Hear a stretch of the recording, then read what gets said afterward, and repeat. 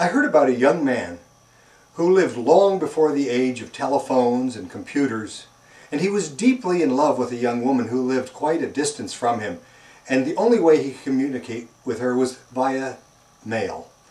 And so one day, in the throes of love and passion and yearning for this young woman, he wrote her a letter. He said, "Dear Mary, I would climb the highest mountain to be by your side. I would swim across the widest ocean. I would forge across the hottest, driest desert just to be with you. All my love, John. P.S. I'll see you Saturday if it doesn't rain." Well, it's a silly story in a way, but it has a very important point that it makes.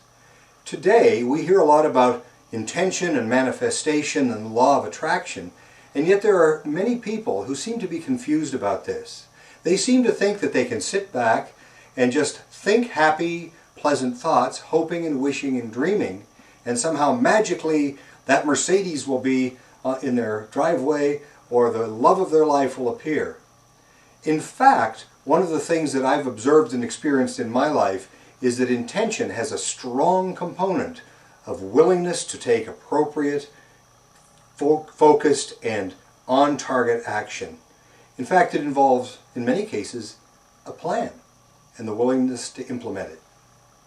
I met a man in one of our trainings, and his name is Andrew.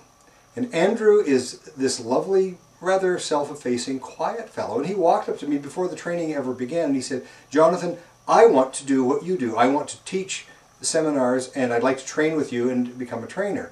Now, you can imagine that over the years I've heard that story and that wish and hope a number of times, so I just sloughed it off, and I said to Andrew, well, the first thing you have to do is you actually have to take the course, and then if you decide you want to train with us, there will be some real work and planning and effort involved. And he said, okay. Well, the following day, the seminar was starting for real, and he showed up with all this cash in hand to pay for the tuition. I didn't find out till later that he had to borrow it from friends because Andrew had been on welfare at that point. But he was passionate about being there, and he did what he could to get the money so that he could attend. He went through the 4 days of the class, and at the end he came up and he said, "I want to teach this." And he began to train with us and to do all the things that we asked him to do. I can tell you that Andrew now has a very successful training business.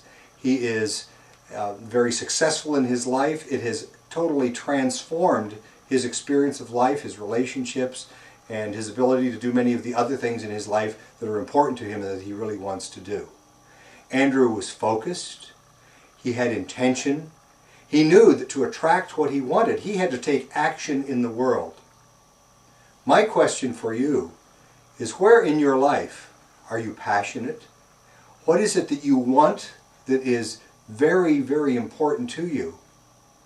And the most important question of all, are you willing to do what it takes to create the result you want? If you're willing to do the work, you can attract into your life wonderful, magical things. And I encourage you to do that. Thanks for listening.